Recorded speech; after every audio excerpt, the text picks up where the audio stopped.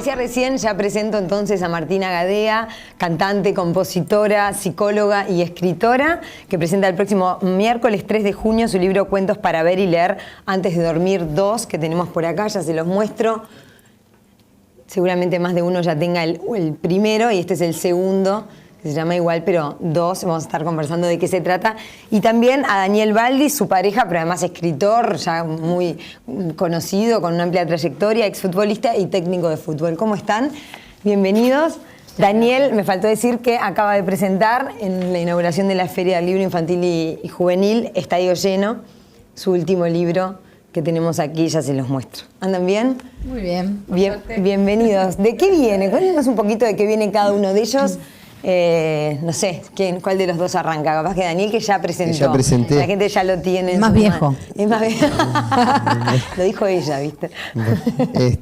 Pero no es así que me voy a callar la boca. Como escritor, el más viejo como escritor. Sí, está hablamos bien. de eso. Nada, Estadio Lleno es mi 12º libro. Si no contamos un librito que tengo ahí, chiquito, si no es el 13º. Y habla un poco, bueno, es para adolescentes, dirigido para público liceal. Sí. Y habla de un conflicto padre-hijo, ¿no? Por una vocación. Es un conflicto padre-hijo porque, bueno, el condimento fútbol ya es una marca registrada mía. Sí. Y bueno, es un joven que juega bien al fútbol, que juega en River de acá de Montevideo, que lo citan a la selección uruguaya, que parece que su futuro está en el fútbol. El papá está encantado con eso, porque el papá es un futbolero empedernido. De todas maneras, este joven descubre en la casa de un amigo la música, a través del hermano del amigo que tocaba la guitarra, decide comenzar clases de guitarra y descubre que es la pasión de su vida, lo que lo mueve, lo que lo inspira, y se quiere dedicar a eso. El papá pone el grito en el cielo, le dice que los músicos son todos unos muertos de hambre, que no va a vivir de eso, obviamente. Acá en Uruguay todas las trabas, le dice que se deje de pavadas, que se dedique al fútbol, que lo que es un estadio lleno coreando su nombre, que va a ser mucho dinero. La cuestión que a los 18 años, harto ya del padre y del fútbol y de todo ese mundillo, se gana una beca para ir a estudiar a Francia y decide abandonar el fútbol y continuar su carrera musical en Francia. Y bueno, va a vivir un montón de contratiempos, allá solo con su guitarra en la academia, pero veremos si finalmente logra llenar el estadio, no con el fútbol, ¿no? Sino con su música. Está bueno, claro. Sí, mucha identificación además, ¿no? Un conflicto es muy común en las familias. Es muy común hoy día que cuando yo era chico, los padres generalmente si no querías estudiar, te daban un sopapo y te sacaban el fútbol. Oye, si no querés jugar al fútbol, te dan un sopapo, te sacan el libro y te dicen andá a jugar a la pelota. Porque se estigmatizó mucho el fútbol, se cree que es fácil llegar, se cree que se va a hacer mucho dinero muy fácilmente. Vos lo viviste adentro durante muchos años. La presión de los padres es angustiante. Muchas veces cómo buscan la salvación a través del hijo. Familiar. Es un entorno muy duro, muy difícil. Se juega con las ilusiones de muchos niños. Llegan menos del 1% de la generación que comienza. De modo que lo más probable es que no lleguen a ser jugadores de fútbol profesional. Y ahí quedan varados en la nada, sin saber qué hacer de sus vidas. Por eso siempre es importante fomentar, aparte de su gusto por el fútbol, otras cosas en ellos, ¿no? Claro, sin duda. Vos lo viviste de adentro y te fuiste joven también. Sí. Y bueno, incluso con una mirada bastante crítica de todo eso. Pero después decidís escribir y escribís sobre este mundo del fútbol. Vos siempre decís, no escribo sobre fútbol, pero en el universo fútbol. Sí. Lo que pasa es que el fútbol, yo que lo viví de adentro me di cuenta que es una gran novela, porque tiene personajes buenos, personajes malos, está el mafioso, está el crápula, está el que tiene buenas intenciones, está le interesa a casi todo el mundo. Le interesa a casi todo el mundo. Conocí personajes que vos decís, no puede ser real. Esto que te pasó no puede ser real. La realidad supera la ficción. Lo que yo muestro en las obras es una partecita de la realidad que uno conoce estando adentro. Y bueno, como hablábamos fuera del micrófono, a las pruebas me remito lo que pasó ayer, claro. A las muestras, a las claras de que de que la realidad supera la ficción. Sin duda, sí, no, ya que me tocas ese tema, leía una nota en la que dijiste, este es un fútbol pobre de empresarios millonarios, los clubes son pobres y los representantes son multimillonarios, hay una impunidad. Y bueno, y justo con lo que pasó ayer en torno a la FIFA, uno dice, totalmente. Las palabras tuyas que habían sido dichas en una nota varios años atrás, es que vienen como anillo al dedo, ¿no? Acá los jugadores de fútbol y los clubes se mueren de hambre y vemos, por ejemplo, los millones de dólares que amasan los representantes, las cadenas de televisión, este señor que era vicepresidente de la FIFA, y vos decís, no puede ser, esa plata sale del fútbol, sale del jugador de fútbol, el jugador de fútbol es pobre, nadie hace nada por él, tenemos que en la Mutual muchas veces hacer beneficios para que tengan los exjugadores la posibilidad de tener casa y comida, y sin embargo toda esa plata que salió de ellos, hoy día, bueno, la tienen unos pocos, ¿no? Sin duda, eso fue parte de lo que... Y es indignante. Claro. Es parte de lo que te sacó a vos del fútbol. Totalmente, yo ¿no? nunca formé parte de esta rosca y yo siempre me daba cuenta que me estaban metiendo la mano en el bolsillo. De hecho, estuviste sin cobrar, Sin cobrar, estuve sin cobrar, me trancaron la carrera, mi representante siempre, yo jugué un año en Italia y no firmé contrato. No firmé y contrato. ganabas un tercio menos de lo que... Un tercio menos, ganaba lo que ganaba, yo que sé, el que repartía el agua en el club. Entonces, igual, a ver, ganaba un lindo sueldo que me ayudó. Sí, comparado con lo que hubieras ganado en Uruguay. Comparado con mis compañeros siempre estaba en inferioridad. También en Cruz Azul me pasó lo mismo. O sea, entonces llegó un momento que me cansé y decidí... Me llama la atención que habiéndolo vivido así, digamos, de ese modo donde las pasaste, de todos modos a la hora de escribir elijas ese mundo como universo, más allá de todos los roles, los lugares que encontrás positivos para contar desde ahí, pero... A mí lo que me pasa es que yo amo el fútbol, a mí me encanta el fútbol, para mí... yo descubrí lo que era esa parte bochornosa que hay detrás. Una vez que ya era jugador de fútbol profesional y empecé a generar dinero con mi fútbol y ahí me di cuenta de todas las matufias que hay.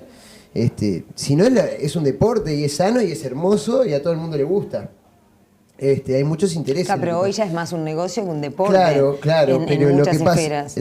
Sin duda, se transformó en un negocio, pero si vas a la raíz, todo el mundo juega a la pelota y todo el mundo quiere ser, todos los gurises quieren ser jugadores de fútbol y no tienen ni idea de esto que estoy hablando yo. Y muchas veces los padres tampoco tienen ni idea de esto. Yo descubrí que por jugar bien a la pelota, estaban reuniones de gente que no tenía ningún tipo de valor y que pisoteaban a quien sea con tal de tener $1 más en el bolsillo. Y ahí entré a abrir los ojos. Con mi primer pase internacional ya le di un montón de miles de dólares a un montón de personas que ni siquiera conocía y que me sacaban plata del salario que yo cobraba mes a mes. Y me empecé a frustrar y empecé a generar repugnancia hacia la gente que manejaba ese tipo de negocios, y eso me empezó a quitar energía para lo que a mí me gustaba, que era jugar al fútbol, jugar a la pelota, correr y jugar los partidos del fin de semana. Entonces, esa parte mala terminó ganándole a la buena, que era el día a día, el entrenamiento y el compartir el vestuario con mis compañeros. Entonces me siento con ganas de un poco de salvar al jugador de fútbol, de valorizarlo y de abrirle los ojos para que los errores que cometí yo y las cosas que me pasaron a mí, al menos a los jugadores que yo dirijo hoy día en Racing o a los que dirigí en Wander o en el ambiente del fútbol, poder al menos trasladárselo a ellos y hacerlos estar más vivos y más atentos. A través de tu experiencia, ¿nunca pensaste en escribir sobre esa realidad tan un poco más oscura? Sí, a modo de alertar, como si vos capaz esas familias que no tienen ni idea de cómo funciona. En mis novelas trato de poner un poco... Lo deslizás. De todo. Lo que pasa es que tampoco quiero ahondar mucho en eso y hacer... También tenés un público muy joven. Y por eso. Por ejemplo, hay un personaje, Rolando, en el libro más exitoso mío, que fue Mi Mundial, que muestra un poco cómo se manejan algunos de los representantes. Y muchas veces me han preguntado, pero esto es medio exagerado, ¿no? Yo digo, bueno, no tanto, lamentablemente no tanto. No tanto. Y sí, siempre estoy tratando de agarrar algún tema que no me gusta para trasladarlo un poco a la ficción que deseo crear ahí. Mezclar un poco. Martina, sí.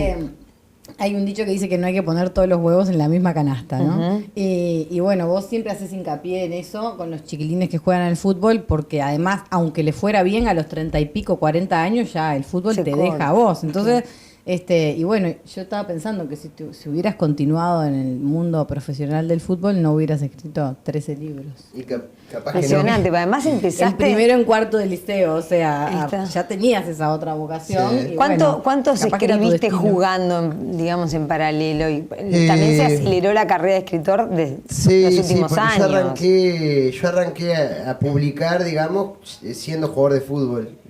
Y el primero lo largué en el 2006.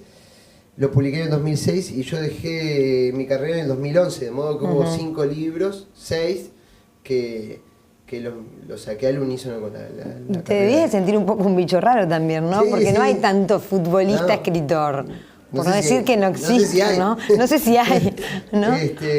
Que te gastarían incluso, las capaz. Las cosas positivas que me ha dado el vestuario. Yo siempre tuve el respeto de mis compañeros y es más, en Bellavista, un compañero mío se lanzó me dijo, Daniel, ¿qué se necesita para escribir un libro? Porque llego a casa, no sé qué hacer y me gusta. Yo digo, nada, sentate a escribir. Y escribí un libro. Mirá. Y después en Danubio hubo dos compañeros que escribieron cuentos. Así que inspiraste Entonces, a otros. Eso está buenísimo, contagiar eso. Aparte, el jugador de fútbol tiene mucho tiempo libre, porque pasás concentrado, porque viajás, porque entrenás a la mañana y tenés la tarde libre. Entonces, qué mejor que aprovechar ese tiempo libre en hacer algo tanto productivo, ¿no? Claro. Productivo para uno, para la persona, para uno mismo.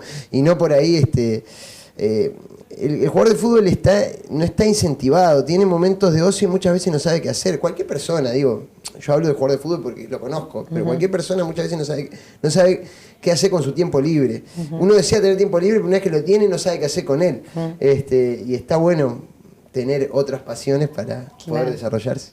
Sin duda. Y hablando de varias pasiones, Martina, cantante, compositora, que es una beta fuerte también, que sos muy conocida, psicóloga, capaz que no todo el mundo te tiene como psicóloga. Que es de lo que vivo. Que es de lo que vivís.